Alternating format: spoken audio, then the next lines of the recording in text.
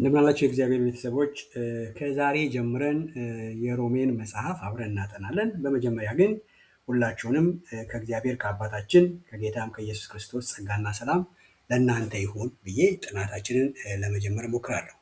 በተከታታይ ከዛሬ ጀምረን የሮሜ መጽሐፍን እናጠናለን። ዛሬ ከሮሜ ምዕራፍ 1 ከ1 እስከ 7 ያለውን ክፍል እንመለከታለን። እንደዚህ ይላል፣ አነበዋለሁ በአዲሱ ትርጉም። ሮሜ ምዕራፍ 1 ከ1 እስከ 7 ጳውሎስ የክርስቶስ ኢየሱስ ባሪያ ሐዋርያ ሊሆን የተጠራና ለእግዚአብሔር ወንጌል የተለየ። ስለዚህ ወንጌል በነቢያቱ በኩል በቅዱሳት መጽሐፍ አስቀድሞ ተስፋ ተሰጠ። ወንጌሉም ስለ ልጁ በሥጋ ከዳዊት ዘር ስለሆነ በቅድስና መንፈስ ደግሞ ከሙታን በመነሳቱ የእግዚአብሔር ልጅ መሆኑ በኃይል ስለተገለጠው ስለ ጌታችን ኢየሱስ ክርስቶስ ነው። በእርሱ በኩል ስለ ስሙ ከአሕዛብ ሁሉ መካከል ሰዎችን በእምነት አማካይነት ወደሚገኘው መታዘዝ ለመጥራት ጸጋንና ሐዋርያነትን ተቀበልን። እናንተ ራሳችሁም ለኢየሱስ ክርስቶስ እንዲሆኑ ከተጠሩት መካከል ናችሁ። በእግዚአብሔር ለተወደዳችሁና ቅዱሳን ለመሆን ለተጠራችሁ በሮም ላላችሁ ሁሉ ከአባታችን ከእግዚአብሔር ከጌታም ከኢየሱስ ክርስቶስ ጸጋና ሰላም ለእናንተ ይሁን ይላል። በዚህ በሮሜ መጽሐፍ ቁጥር 1 ላይ ጳውሎስ ደብዳቤውን የጀመረው በጥንት ዘመን የደብዳቤ ጸሐፊ በሚጀምርበት አጀማመር ስልት ነው የጀመረው።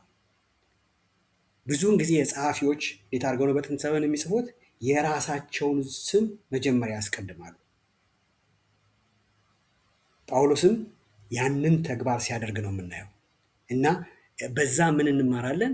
ጳውሎስ ይህንን መጽሐፍ ማን ጻፈው ለሚለው ሌላ በቃ ፍለጋ ውስጥ እንድንገባ አልተሆንም፣ ራሱን ገልጾልናል። ዛሬ ደግሞ ስናይ ደብዳቤ ስንጽፍ ወይም ደብዳቤ ስንቀበል የምናየው መጀመሪያ የሚጻፈው ምንድን ነው? የተቀባዩን ስም ነው። ውድ ከሌ፣ አቶ ከሌ ተብሎ ነው የሚጀምረው። ማን እንደጻፈው ለማወቅ እስከ መጨረሻው ደብዳቤውን መግለጥ መቻል አለብን። አሁን ስናይ፣ ድሮ ግን የሚጻፈው መጀመሪያ ጸሐፊው የራሱን ስም ይገልጽና ነው እና ጳውሎስ ያንን አካሄድ ነው ሮሜን መጽሐፍ ሲጽፍ የተጠቀመልን። ቁጥር 1 መጀመሪያ ስሙን በማስቀደም በደንብ እንመልከተው። ጸሐፊው እርሱ እንደሆነ ከገለጸልን በኋላ ጳውሎስ ከዚያም ማንነቱን ያብራራል። አንተ ማነህ ጳውሎስ ብሎ ጀምሮ አንተ ማነህ ቢባል ጳውሎስ ማብራሪያውን ይሰጣል። ምን አለ? ጳውሎስ የክርስቶስ ኢየሱስ ባሪያ። አንዳንድ ትርጉሞች ጳውሎስ የክርስቶስ ኢየሱስ አገልጋይ ይሉታል። ይሄ የተጻፈበትን ቋንቋ ስናይ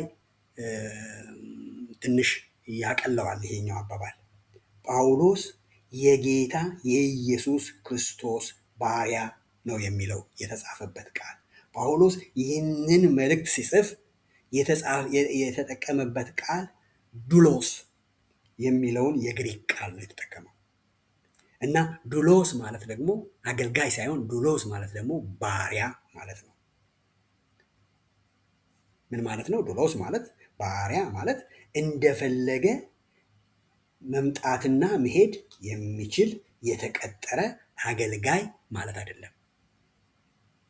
ወይም ደሞዝ እየተከፈለው የሚያገለግል ሌላ በደሞዝ የሚበልጥ ጌታ ከመጣ የሚሄድ አይነት ባሪያም አይደለም። ይሄ ዱሎስ ማለት ዱሎስ ወይንም ባሪያ የሚያመለክተው የተገዛን ሰው ነው። እናም አንዴ ከተገዛ በኋላ የጌታው ንብረት የሆነ ነው ያ ባሪያ። ሁልጊዜም መዘንጋት የሌለብን እና ማስተዋል ያለብን ነገር ዱሎስ ወይንም ባሪያ የሚለው ሀሳብ በመጽሐፍ ቅዱስ ውስጥ ስናነብ ሁልጊዜ መጽሐፍ ቅዱስ ይልቁንም የጳውሎስ መልእክቶቹን ስንመለከት ከሌላ ገላጭ ቃል ጋር ነው አገናኝቶ የሚጽፈው። ያ ቃል ደግሞ ማን ነው? ኩሪዮስ የሚለው ነው። ዱሎስ ማለት ነፃነትና መብት የሌለው የተገዛ በዋጋ በራሱ ፈቃድ የፈለገውን ማድረግ የማይችል፣ በፈለገው ጊዜ የማይበላ፣ በፈለገው ጊዜ የማያርፍ፣ ወደ ፈለገበት በራሱ ጊዜ የማይንቀሳቀስ፣ የራሱ ወይንም የኔ የሚለው ንብረት የሌለው ማለት ነው። ኩሪዮስ ደግሞ ማለት በአዲስ ኪዳን ለኢየሱስ የተሰጠው ከፍተኛ ማዕረግ ነው እና የብሉይ ኪዳን አዶናይ የሚለው መጠሪያ ይህንን ኩሪዮስ የሚለውን ነገር ሊተረጉመው የሚችል ይመስለኛል። ይህ ማለት በብሉይ ኪዳን ለእግዚአብሔር የተጠቀምንበት ሉዓላዊ ስም ይሄ አዶናይ የሚለው፣ በአዲስ ኪዳን ደግሞ ኩሪዮስ የሚለውን መጠሪያ ለክርስቶስ ስንጠቀምበት ኢኩቫለንት እኩል የሆነ ትርጓሜ ያላቸው ቃላቶች ናቸው። ይህ ኩሪዮስ የሚለው ቃል በፊልጵስዩስ ምዕራፍ 2 ቁጥር 9 ላይ እንደተገለጸው ሁሉንም ነገር የሚገዛውን ሉዓላዊ አምላክን ይገልጻል። ይህ ማዕረግ ከስሞች ሁሉ በላይ የሆነውን ኢየሱስን ነው የሚናገረው። ለኢየሱስ የተሰጠው ነው። ኢየሱስ በአባቱ የነገስታት ንጉሥና የጌቶች ጌታ ተብሏል። ጳውሎስ ማንነቱን የሚገልጸው ጳውሎስ የክርስቶስ ኢየሱስ ባሪያ ብሎ ነው። አገልጋይ ብቻ ሳይሆን ባሪያ ጭምር እንደሆነ ይናገራል። ይህንን የጻፈው ጳውሎስ በሌላ ስፍራ ለሚያስተምራቸው የእምነት ልጆቹ ወይንም ለእኛ በዋጋ ተገዝታችኋል፣ የራሳችሁ አይደላችሁም በማለት እኔ ብቻ ሳልሆን ሁላችሁም ባሮች ናችሁ ነው ያለው ጳውሎስ። ዛሬም ጳውሎስ ያንን ቃል ለእኛ ነው የሚናገረው እና ይሄ ጳውሎስ እንደዚህ ያለው ቃል በዚህ ጳውሎስ በተናገረው ቃል ሁላችሁም በዋጋ ተገዝታችኋል፣ የራሳችሁ አይደላችሁም ያለው ቃል እናንተም ባሮች ናችሁ ያለው ቃል ባለው ቃል እንስማማለን ወይ? ይሄ ለእኛ ጥያቄ ነው። በዋጋ ተገዝተናል ወይ? አዎ ብዙ ጊዜ እንናገራለን። በዋጋ ተገዝተናል፣ በክርስቶስ ኢየሱስ ደም ተገዝቻለሁ። ከተገዛን ደግሞ እንደተገዛ ሰው እንደ ባሪያ እንኖራለን ወይ? በክርስቶስ ኢየሱስ ደም ተገዝታችኋል ነው ጳውሎስ ያለው። ይህንን ዱሎስ የሚለውን ባሪያ የሚለውን ቃል ስመለከት አንድ ነገር ትዝ አለኝ። በአንድ ጽሑፍ ላይ የተመለከትኩት ጸሐፊው ምን አለ? ክርስቲያኖች ከባርነት ወደ ባርነት ነው የተሸጋገሩት አለ። ምን ማለት ነው ብዬ ማንበብ ቀጠልኩ። ምን አለ? ክርስቲያኖች ከባርነት ወደ ባርነት ነው የተሸጋገሩት። ክርስቲያኖች ክርስቲያን ሳይሆኑ ባሮች ነበሩ። ክርስቲያን ከሆኑም በኋላ ባሮች ናቸው። ልዩነቱ አለ የባርነታቸው ለማን ነበረ? አሁንስ ለማን ነው ነው። ክርስቲያኖች ክርስቲያን ሳይሆኑ በፊት ለኃጢአት ባሪያ ነበሩ። የኃጢአት ሕግ የእነርሱ ጌታ ነበረ። ክፉ እርሱ ያላቸውን ያደርጉ ነበረ። ዛሬ ሰዎች መላቀቅ አቃተኝ ሲሉ እንሰማለን። የገዛቸው ጌታ ምን ያህል ክፉ እንደሆነ፣ ምን ያህል ጨካኝ እንደሆነ፣ ምን ያህል ጠንካራ ጌታ መሆኑን እናያለን። ክርስቲያኖች የዳኑት ክርስቲያኖች ማለት ነው። ይቅርታ ክርስቲያኖች ስል የዳኑት ክርስቲያኖች ማለት ነው። ከኃጢአት ባርነት ከዚህ ዓለም ገዢ ከተፈረደባቸው የእግዚአብሔር ቁጣ በክርስቶስ ደም ተገዝተው ለአዲሱ ጌታቸው ለኢየሱስ የሆኑ ናቸው። እደግመዋለሁ። ክርስቲያኖች የዳኑት ክርስቲያኖች ከኃጢአት ባርነት ከዚህ ዓለም ገዢ ከተፈረደባቸው የእግዚአብሔር ቁጣ በክርስቶስ ደም ተገዝተው ለአዲሱ ጌታቸው ለኢየሱስ የሆኑ ናቸው። ይሄ መታደል ነው። ሆነሃል ወይ ነው ጥያቄው። በኢየሱስ ደም መገዛት፣ የኢየሱስ ባሪያ መሆን፣ የኢየሱስ ባሪያ መሆን። እርሱ ወገኖቼ ባሮቹን የሚመራው ያኛው ባሮቹን እንደሚመራው አይደለም። እርሱ ባሮቹን በደረቅ ምድረ በዳ ሳይሆን የሚመራው በለመለመው መስክ የሚመራ ጌታ ነው ኢየሱስ። ጳውሎስ በአንደኛ ቆሮንቶስ ምዕራፍ 6 ቁጥር 19 ላይ እንደዚህ ይላል፣ እናንተ የራሳችሁ አይደላችሁም በዋጋ ተገዝታችኋልና ብሎናል። በኢየሱስ ክርስቶስ ደም የተገዛን መሆናችንን ይነግረናል። የተገዛንበት ዋጋ ደም ነው። የኢየሱስ ደም ነው። ሐዋርያት ሥራ ምዕራፍ 20 ቁጥር 28 ደግሞ በገዛ ደሙ የዋጃትን የእግዚአብሔርን ቤተ ክርስቲያን በማለት ቤተ ክርስቲያን እናንተ፣ እኔ የሰዎች ሳንሆን በደም የተዋጀንን በደም የተዋጀች ነች ብሎ ቤተ ክርስቲያንንም ያስገባል። ወገኖቼ በተፈጥሯችን የኃጢአት ባሮች ነበርን፣ የስጋ ባሮች ነበርን። እናም ለዚያ ብቸኛ መፍትሄው በመንፈስ ቅዱስ ስራ ነፃ መውጣት ነው። የጌታ መንፈስ፣ ምክንያቱም የጌታ መንፈስ ባለበት አርነት አለና የአሁኑ ባርነታችን አርነት ያለበት ባርነት ነው። የጌታ ባሪያ ከሆነ ከመንፈስ ቅዱስ የተወለደ ከስጋ ባርነት የወጣ የኢየሱስ ነፃነት ያለው የሰው ባሪያ ያልሆነ ማለት ነው። ጳውሎስ በሁለተኛ ቆሮንቶስ ምዕራፍ 3 ቁጥር 17 እንዲህ ብሏል፣ የጌታ መንፈስ ባለበት በዚያ አርነት አለ። ወገኖቼ ክርስቶስ ከስጋ ኃጢአት ባርነት ሲያወጣን የእርሱ ባሪያዎች የመሆንን ንጉሳዊ ነፃነትን ሰጥቶናል። እርሱ የህይወታችን ጌታ ነው ወገኖቼ። እና በአጠቃላይ ስንመለከተው እኛ የራሳችን አልነበርንም፣ አይደለንም። እራሳችንን ችለን አናውቅም። ከኃጢአት ባርነት ነፃ ያወጣን ጌታ የእርሱ ባሮች አድርጎናል።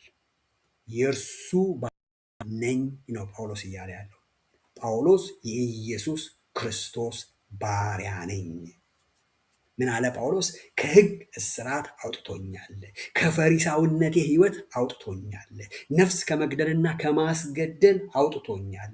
የእርሱ ባሪያ የንጉስ ካህን፣ ንጉስና ካህን የሆነ ባሪያ አደረገኝ ነው የሚለው ጳውሎስ። ምን እያለ ነው ያለው?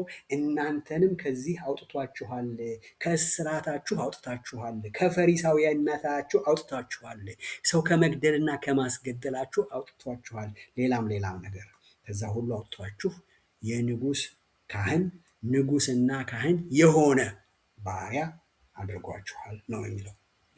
ወገኖቼ ከክርስቶስ ጋር ያለን ግንኙነት ከኃጢአት ባርነት ያዳነን በደሙ ገዝቶ የእርሱ ባሮች ያደረገን መሆናችንን እስካልተገነዘብን ድረስ ኢየሱስ አድኖኛል ብለን በሌላ ጌታ ስር ከሆንን አልዳንም።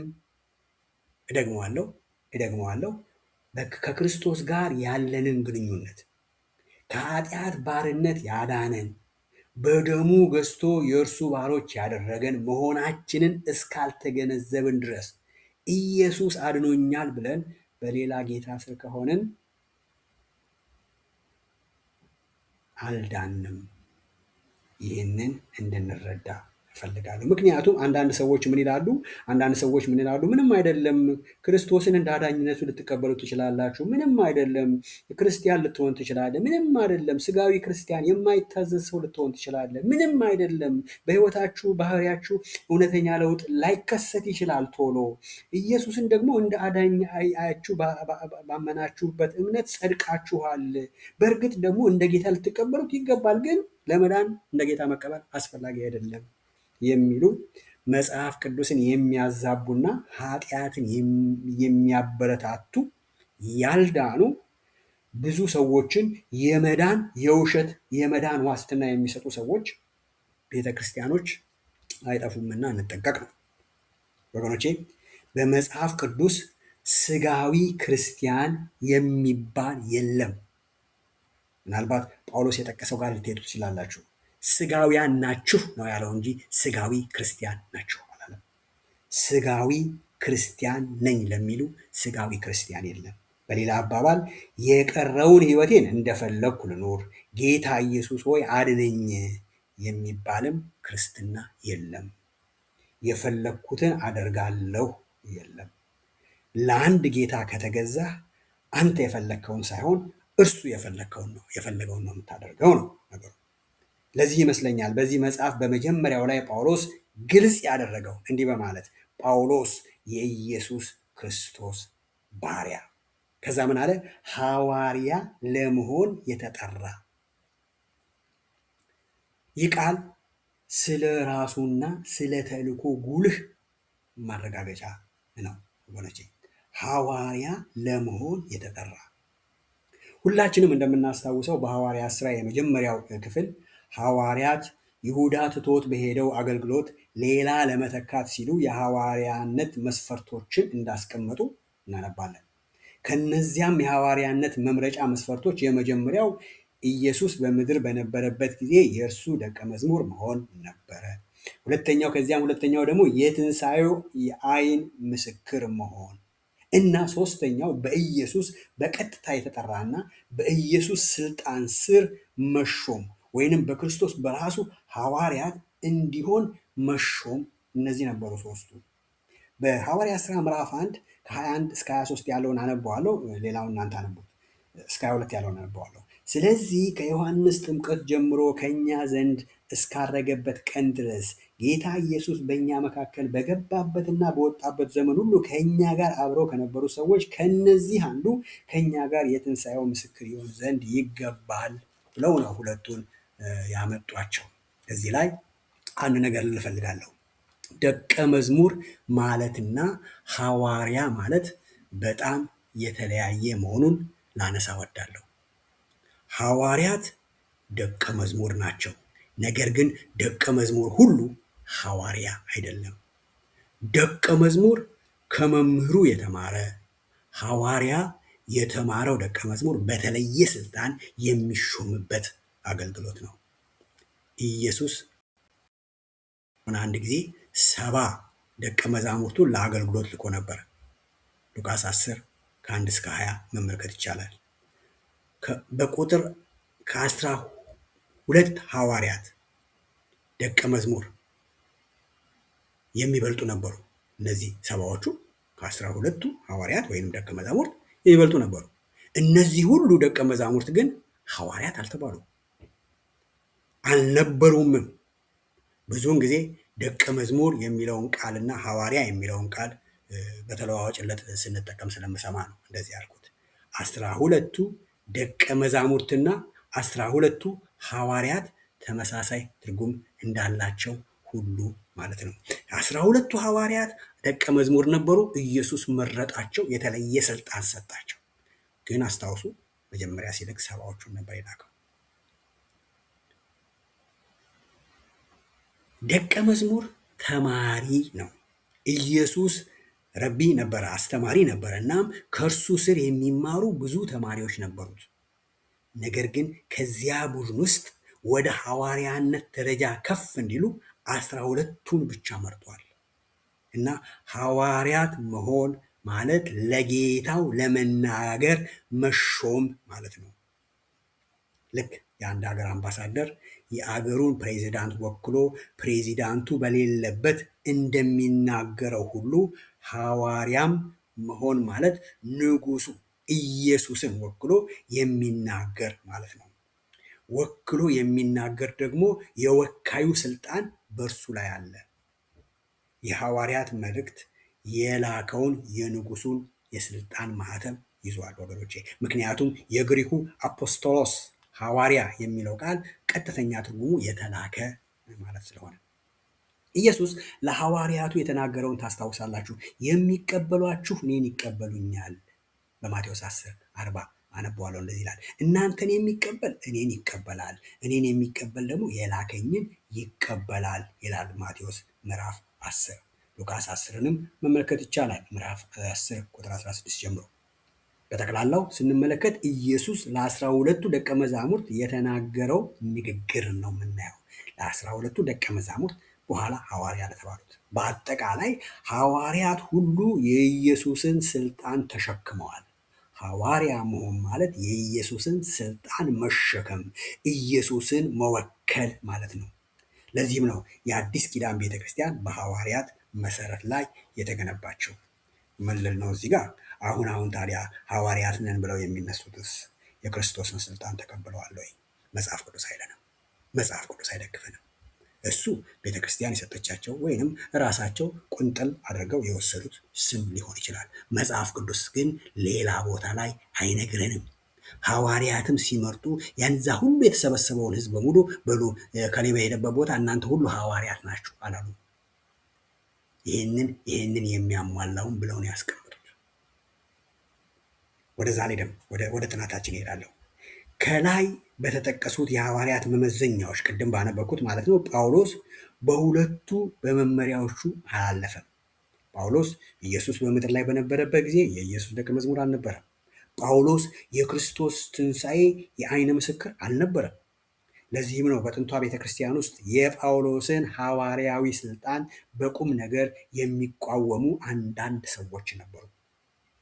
ነገር ግን የሐዋርያው ጳውሎስ ሐዋርያዊ ስልጣን ከፍተኛ ብቃት በኢየሱስ ቀጥተኛ ጥሪውን የተቀበለ መሆኑን በሐዋርያት ሥራ ምዕራፍ 9 ላይ እናያለን። ለዚህም ነው ጳውሎስ በሐዋርያት ሥራ መጽሐፍ ውስጥ 3 ጊዜ ጳውሎስ ወደ ደማስቆ በሚወስደው መንገድ ላይ ስለተለወጠበት ታሪክ ሐዋርያት ሥራ ይነግረናል። 3 ጊዜ ነው የሚነግረን። ሐዋርያት ሥራ ምዕራፍ 9 ከ1 እስከ 19 ማንበብ እንችላለን። ሐዋርያት ሥራ ምዕራፍ 22 ከ6 እስከ 21 ማንበብ እንችላለን። ሐዋርያት ሥራ ምዕራፍ 26 ከ12 እስከ 18 መመልከት እንችላለን። ወደ ጥናቱ ነው፣ ወደዚሁ እንመለስ። በዚሁ በሮሜ ምዕራፍ 1 ቁጥር 1 ላይ ለእግዚአብሔር ወንጌል የተለየ መሆኑን ጳውሎስ ይናገራል። በላቲን የተለየ ማለት ከሕዝቡ የተለየ ማለት ነው። ከሕዝቡ የተለየ የተቀደሰ፣ ለተቀደሰ ተግባር የተለየ ማለት ነው። ተለየ የሚለው ቃል መያዝን ያሳያል። ለእግዚአብሔር ወንጌል ተይዣለሁ፣ ተለይቻለሁ አይነት ንግግር ነው ጳውሎስ እየተናገረ ያለው። ጳውሎስ እያለ ያለው የወንጌሉ ደራሲ፣ በደንብ እንመልከተው። ጳውሎስ እያለ ያለው የወንጌሉ ደራሲ፣ የወንጌሉ ባለቤት እግዚአብሔር ነው። እኔ የተለየሁት ለማወጅ የተጠራሁት ያንን የእግዚአብሔርን ወንጌል ለመናገር ነው ጳውሎስ እያለ ያለው። ደግመዋለሁ፣ ለእግዚአብሔር ወንጌል ተይዣለሁ፣ ተለይቻለሁ ሲል ጳውሎስ እያለ ያለው የወንጌሉ ደራሲ የወንጌሉ ባለቤት እግዚአብሔር ነው። እኔ የተለየሁት ለማወጅ የተጠራሁት ያንን የእግዚአብሔርን ወንጌል ነው፣ የራሴን አይደለም፣ የሰውንም አይደለም፣ የእግዚአብሔርን ወንጌል ነው እያለ ነው ያለው። ጳውሎስ ስለ ጸጋ ወይንም የጸጋ ትምህርቶችን ከመግለጹ በፊት የተናገረው ከሁሉ ስለሚበልጠው የእግዚአብሔር ወንጌል ነው። የእግዚአብሔርን ወንጌል የእርሱ የሆነውን ወንጌል የማወጅ ተልእኮ ተሰጥቶኛል። ምን እያለ ነው ያለው ጳውሎስ? እንደገና ደግሞ አለው ወንጌሉ የእግዚአብሔር ንብረት ነው፣ እኔ ተናጋሪ ነኝ፣ ልናገር ነው የተላኩት ነው የሚለው። ወገኖቼ ወንጌል የማን ነው? ወንጌል የኔ ያንተ ወይስ የእግዚአብሔር ንብረት? ወንጌል የቤተ ክርስቲያን እንደፈለግኩት የምተረጉመው እንደፈለግኩት የምናገረው ወይንስ እግዚአብሔር እንዳለኝ የምናገረው? በደንብ እንመልከተው። እዚህ ጋር በቁጥር 2 ላይ እንደዚህ ይላል፣ ስለዚህ ወንጌል በነቢያቱ በኩል በቅዱሳን መጽሐፍት አስቀድሞ ተስፋ ተሰጠ ይላል። ስለዚህ ስለ እግዚአብሔር ወንጌል በነቢያቱ በኩል በቅዱሳን መጽሐፍት አስቀድሞ ተስፋ ተሰጠ።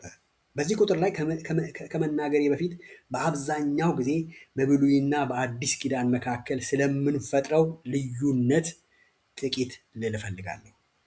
ብሉይ ኪዳንን እንደ ሕግ መጽሐፍ ወይም ዘመን፣ አዲስ ኪዳንን ደግሞ እንደ ወንጌል መጽሐፍ፣ በአዲስ ኪዳን ውስጥ ሕግ እንደሌለና በብሉይ ኪዳን ውስጥ ወንጌል እንደሌለ አድርገን ብዙ ጊዜ እናወራለን።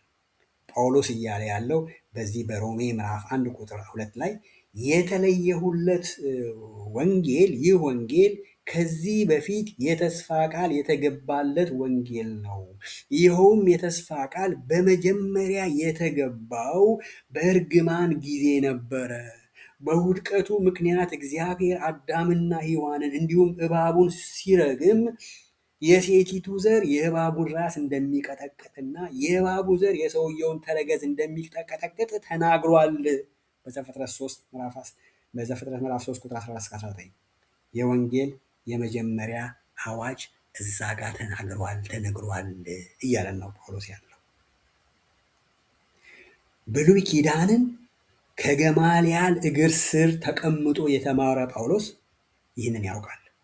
ስለዚህም ነው ይህ ወንጌል እግዚአብሔር በቅዱሳት መጽሐፍት በነቢያቱ አስቀድሞ ቃል የገባው ነው ያለው ጳውሎስ እያለን ያለው ይህ ወንጌል በጠላት እርግማን ተስፋ ውስጥ እንኳን ተካቷል። ጳውሎስ እግዚአብሔር በነቢያት በቅዱሳት መጽሐፍት አስቀድሞ ተስፋ የሰጠው ይህንን ወንጌል በተመለከተ ስልጣኑ የት ላይ እንደሆነ ለመናገር ሸልተኛ አይደለም። ጳውሎስ ምንድን ነው እያለ ያለው?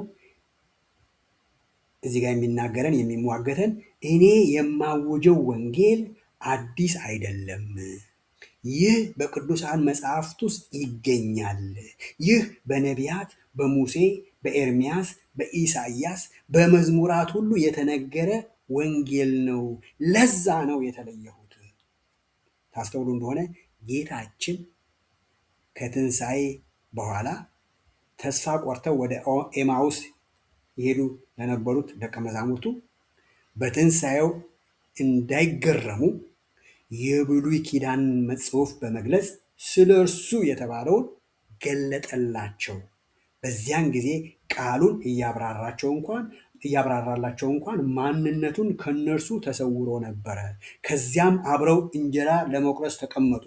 በድንገት ማን እንደሆነ ተገነዘቡ።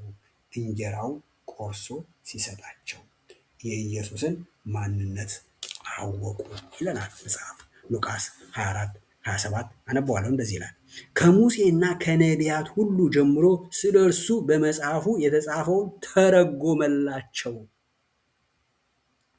ይህ ቃል የሚያስተምረን ወንጌል የምስራቹ ስለ ኢየሱስ በአዲስ ኪዳን ብቻ ያልሆነ ይህ ወንጌል ቀደም ሲል በነቢያቱ በቅዱሳት መጽሐፍትም ውስጥ የተገለጠ ነው የሚለን።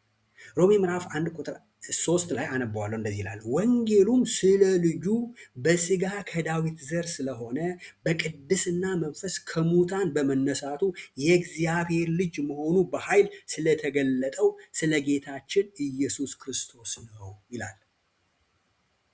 በዚህ ቁጥር ላይ በቁጥር 3 ላይ ጳውሎስ ኢየሱስን የእግዚአብሔር ልጅ ብሎ እየጠራው ነው። የእስራኤል መሲህ ብሎም እየጠራው ነው። ምክንያቱም ክርስቶስ የሚለው ቃል ትርጉሙ መሲህ ማለት ነውና። መቼም ኢየሱስ ክርስቶስ የሚለውን ቃል ስናነብ መቼም ሙሉ ስሙ ነው እንደማንል እርግጠኛ ነኝ። ኢየሱስ ክርስቶስ ስሙ እንዳልሆነ እናስተውላለን። ኢየሱስ ስሙ ነው። ነገር ግን ክርስቶስ የሚለው ቃል የእርሱ ማዕረግ ነው። ኢየሱስ ክርስቶስ ስንል ኢየሱስ መሲህ ነው ማለታችን ነው። ጳውሎስ ኢየሱስን ሲገልጸው በስጋ ከዳዊት ዘር የተወለደ ይለዋል። ይህ ለአይሁዳዊ በጣም አስፈላጊ ነው። ምክንያቱም የብሉይ ኪዳን ትንቢቶች ስለ መሲሁ መምጣት ከዳዊት ዘር እንደሆነ ስለተናገሩ ብሉይ ኪዳን በአይሁዶች ደግሞ ይህን ስለሚጠብቁ ለአይሁዶች ይሄ በጣም አስፈላጊ ነው። ጳውሎስም በዚህ ቁጥር ላይ ኢየሱስ በስጋዊ ሰብአዊነቱ አንጻር ከዳዊት ዘር እንደተወለደ ይናገራል። እዚህ ላይ ጳውሎስ የድንግል ልደቱን እየካደ አይደለም። ክርስቶስ አምላክነቱ ከማርያም ከዮሴፍም አይደለም፣ ከእግዚአብሔር ጋር ከሰማይ አምጥቶታል። ከድንግል መወለዱም የሰው ልጅ ለመሆን ከሰው መምጣት ስላለበት ነው። እደግመዋለሁ። ክርስቶስ አምላክነቱ ከማርያም ከዮሴፍም አይደለም፣ ከእግዚአብሔር ጋር ከሰማይ አምጥቶታል። ከድንግል መወለዱ የሰው ልጅ ለመሆን ከሰው መምጣት ስላለበት ነው። ነገር ግን ማርያም ከዳዊት ዘር እንደነበረች የሰውን ተፈጥሮ ይዞ የተወለደው ኢየሱስም ከዳዊት ዘር ነበረ። ነገር ግን መለኮታዊ ተፈጥሮ ከየት ነው? ከላይ ከእግዚአብሔር ነው። በስጋ ከዳዊት ዘር ተወለደ፣ በቅድስና መንፈስም የእግዚአብሔር ልጅ እንደሆነ ተገለጸ። ጳውሎስ የኢየሱስን ሕይወትና ማንነት በሙሉ በዚህ አባባሉ ጠቅለል አድርጎ አስቀምጦታል። የዳዊት ዘር ሆኖ ተወለደ። ከዚያም እግዚአብሔር መንፈስ ቅዱስ የኢየሱስን ሥጋ አስከሬን ከመቃብር ሲያስነሳው ኢየሱስ ልጁ እንደሆነ ለዓለም የእግዚአብሔር ማስታወቂያ ነበረ ነው እያለን ያለው። ለዓለም የእግዚአብሔር ማስታወቂያ ነበረ። ጳውሎስ እያለ ያለው ኢየሱስ የእግዚአብሔር ልጅ እንደሆነ በምን ማስረጃ እናምናለን ለሚሉ መልሱ ልጁ እንደሆነ በትንሣኤው ኃይል ባወጨው በእግዚአብሔር ምስክርነት ነው ይለናል። በኢየሱስ በኩልም ጸጋንና ሐዋርያነትን ተቀብለናል።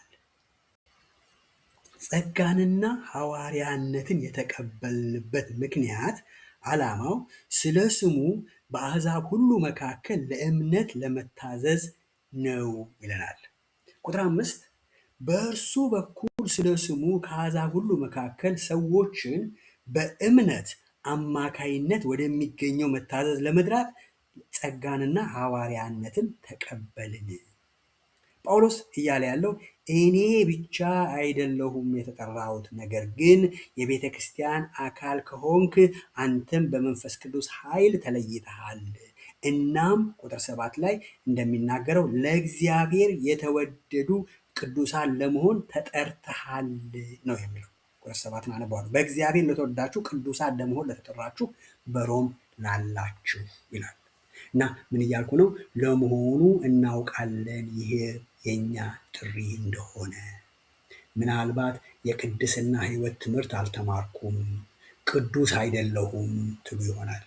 ወገኔ ቅድስና በትምህርት አይደለም። መማሩ ጥሩ ቢሆንም ቅድስና በትምህርት አይደለም። በክርስቶስ ኢየሱስ በሆንክበት ሰዓት ያኔ በእርሱ ተቀድሰሃል። አስቀድሞ ከቅዱሳን መካከል ተቆጥረሃል።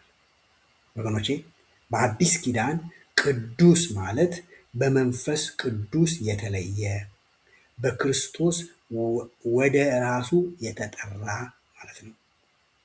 ደግመዋለሁ። በአዲስ ኪዳን ቅዱስ ማለት በመንፈስ ቅዱስ የተለየ በክርስቶስ ወደ ክርስቶስ ራሱ የተጠራ ማለት ነው። በክርስቶስ እምነት ካለህና ዳግም ከተወለድክ አንተ አሁን በክርስቶስ ቅዱስ ነህ። ምን ማለት ነው? ኢየሱስ ክርስቶስን እንደ አዳኝህና እንደ ጌታ አርገህ ከተቀበልክ እንደ አዳኝህና እንደ ጌታ አርገህ ከተቀበልክ አንተ ዳግም ከተወለድክ በክርስቶስ ቅዱስ ነህ። አንተ ተለይተሃል። የማትታየዋ በእግዚአብሔር የተወደደችዋ ቤተ ክርስቲያን አባል ነህ፣ አካል ነህ። በመጨረሻ ጳውሎስ በዚህ ቁጥር 7 ላይ ባህላዊ ሰላምታውን ይናገርና ነው የሚዘጋው። ጸጋና ሰላም ለእናንተ ይሁን ይላል። በጣም የሚገርም ነገር ነው። በብሉይ ኪዳን ዘመን አይሁዶች ሲገናኙ ዛሬ እንደሚያደርጉት ሁሉ እርስ በርሳቸው ሰላምታ ይለዋወጣሉ። ሰላም ላንተ ይሁን ወይም ሰላም አሊሁም፣ አሊሁም ሻሎም ወይንም ሰላም ላንተ ይሁን በመባል ይባባላሉ አይሁዶች። ጳውሎስ በዚህ ሰላምታው ላይ ሁሌም አብረው የሚሄዱትን ሁለት ቃላቶች ይጠቀማል። ጸጋንና ሰላምን ይጠቀማል። ምክንያቱም የእግዚአብሔር ሰላም ልንቀበለው የምንችለው በእግዚአብሔር ጸጋ ስንጎበኝ ነው። ደግመዋለሁ። በጣም ተመልከቱት ሰላምታው። ጸጋና ሰላም ለእናንተ ይሁን ይላል። ሰላም ዓለምም ሰላም ትሰጣለች። ግን ዓለም የምትሰጠው ሰላም እግዚአብሔር እንደሚሰጠው ሰላም አይደለም። እግዚአብሔር የሚሰጠው ሰላም ከጸጋ ጋር ስለሆነ፣ ጸጋ ደግሞ የማይቻለውን የሚያስችል ስለሆነ አንዳንድ ጊዜ ሰዎች በመጥፎ ነገር ውስጥ እያለፉ ውስጣቸው ሰላም አለ። ለምን? የእግዚአብሔር ጸጋ ያገዘው ሰላም ነው በውስጣቸው ያለው። ሰላም በውስጣችን ያለው ሰላም የእግዚአብሔር ጸጋ ያላገዘው ሰላም ከሆነ መልካም ነገር በሚሆንልን ብቻ ነገር ነው ሰላማችን ያለው። ክፉ ነገር ሲመጣ ሰላም የለንም። እዚህ ጋር ግን የሚናገረውን ቃል ተመልከቱት። ጸጋና ሰላም ለእናንተ ይሁን ብሎ ሲላቸው የእግዚአብሔርን ሰላም ነው። በእግዚአብሔር ጸጋ ስትጎበኝ የምታገኘው ሰላም ነው እየተናገረ ያለው። የእግዚአብሔርን ሰላም ልንቀበለው ምንችለው በእግዚአብሔር ጸጋ ስንጎበኝ ነው ያልኩትም ለዚህ ነው። ምክንያቱም በማይመስል ነገር ውስጥ አንዳንድ ጊዜ ሰዎች ሰላም ሲኖራቸው እንዴ ይህን ሁሉ ነገር ደርሶበት እንዴት በሰላም ይኖራል ስንል ያንን ሰው ሰላም ያደረገው ግን ምን እንደሆነ እናያለን። የእግዚአብሔር ጸጋ ነው። ከእግዚአብሔር የሚመጣው ሰላም በጸጋው የተሸፈነ ሰላም ነው። ስለዚህም ጳውሎስ በሮም ቤተክርስቲያን ላሉት የሚመኘው የእግዚአብሔርን ጸጋ እንዲቀበሉ ነው። ሰላማችሁ በእግዚአብሔር ጸጋ የተሞላ የታጀበ ይሁን፣ ያኔ በማይመስል ጊዜ ሁሉ ሰላም ይኖራችኋል አይነት ንግግር ነው እየተናገረ ያለው። ዮሐንስ ምዕራፍ 14 ቁጥር 27 ላይ እንደዚህ ብሏል፣ አነበዋለሁ። ሰላምን እተውላችኋለሁ፣ ሰላሜን እሰጣችኋለሁ፣ እኔ የምሰጣችሁ ዓለም እንደሚሰጥ አይደለም። በጣም ይገርማል። ዓለም ኢየሱስ እያለ ያለው ዓለምም ሰላም ይሰጣል፣ ግን እሱ የሚሰጠው ሰላም እንዲህ እንደምሰጣችሁ አይደለም። እሱ የሚሰጠው ሰላም ወዲያው የሚሄድ ወዲያው የሚበን መጥፎ ነገር ሲያገኘው የሚጠፋ ጊዜያዊ የሆነ ሰላም ነው። እኔ የምሰጣችሁ እኔ የምተውላችሁ ሰላም ግን እንደዛ አይደለም። እኔ የምተውላችሁ ሰላም በመጥፎ ነገር ውስጥ እንኳን ብታልፉ፣ በማይመስል ነገር ውስጥ እንኳን ብታልፉ ውስጣችሁ በሰላም የሚሞላ ሰላም ነው የምሰጣችሁ። ለምን ስንል ያ ሰላም በእግዚአብሔር ጸጋ የታጀበ ሰላም ነው። በእግዚአብሔር ጸጋ የተሞላ ሰላም ነው። ለዚህም ነው ጳውሎስ በየቦታው መጽሐፎቹን ሲዘጋ ወይንም ሰላምታ ሲያቀርብ ሁልጊዜ ጸጋና ሰላም ለእናንተ ይሁን፣ ጸጋና ሰላም ለእናንተ ይሁን። አንድ ቦታ አላየውም እስካሁን ድረስ ምናልባት ዘልዬ ካልሆነ ሰላም ለእናንተ ይሁን ሲል ጸጋና ሰላም ለእናንተ ይሁን ሲል ነው የማየው። ጸጋና ሰላም ለእናንተ ይሁን። ይሄ ትልቅ ነገር ነው። የእግዚአብሔር ጸጋ ሲኖር ሰላማችን በማንኛውም ሁኔታ ውስጥ ብናልፍ የተጠበቀ ይሆናል። ምክንያቱም የእግዚአብሔር ጸጋ የማይቻለውን ያስችላልና። በሚቀጥለው ጥናት ከሮሜ ምዕራፍ 1 ከ8 እስከ 17 ያለውን እናያለን። እስከዛው ጌታ ከሁላችን ጋር ይሁን።